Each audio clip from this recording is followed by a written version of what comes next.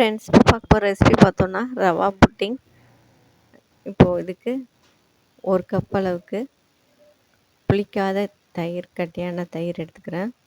அதே அளவுக்கு காய்ச்சி ஆற வச்ச பால், அப்புறம் பவுடர் சுகர் 3/4 கப் எடுத்திருக்கோம். கொஞ்சம் சுகர் வேணாலும் அதிகம் போட்டுக்கலாம், 1 கப்பாக உங்களுக்கு தேவைக்கு ஏற்ற மாதிரி. ரவா வந்து நைஸான ரவா 1 கப் எடுத்து நல்லா மிக்ஸ் பண்ணி வச்சுக்கிறோம். கட்டி இல்லாத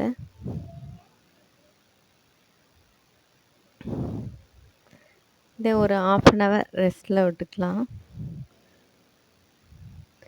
இப்போது பேக்கிங் பவுடர் ஒரு 1/2 டேபிள் ஸ்பூன், அப்புறம் ஒரு 1/4 கப் அளவுக்கு அதே கப்பால் சன்ஃப்ளவர் ஆயில், அப்புறம் வெண்ணிலா எசன்ஸ் 1 டேபிள் ஸ்பூன் போட்டு நல்லா மிக்ஸ் பண்ணிக்கிறோம்.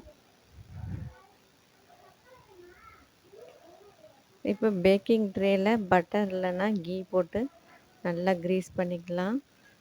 பட்டர் பேப்பர் போட்டு வச்சுருக்கேன்.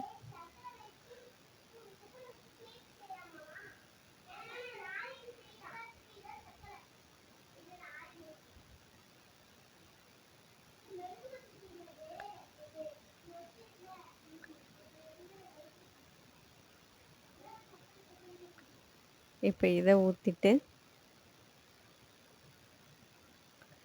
கடாயை ஒரு 15 மினிட்ஸ் ஹீட் பண்ணி வச்சுருக்கேன், அடித்தட்டு போட்டு.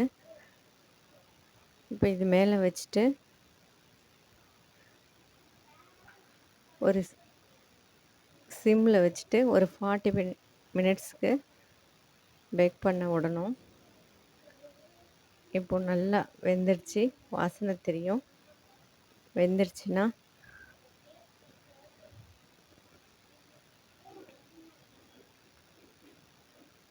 இப்போ இதை இனிமேல் கட் பண்ணி எடுத்துக்கலாம்.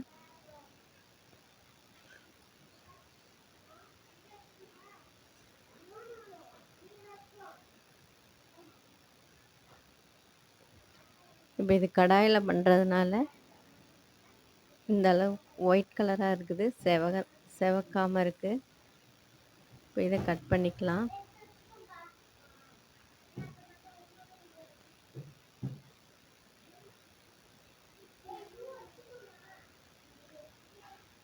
இப்போ சாஃப்டான ரவா புட்டிங் கேக் ரெடி பண்ணியாச்சு. எக் எதுவுமே போடாத, மைதா எதுவுமே இல்லாமல்.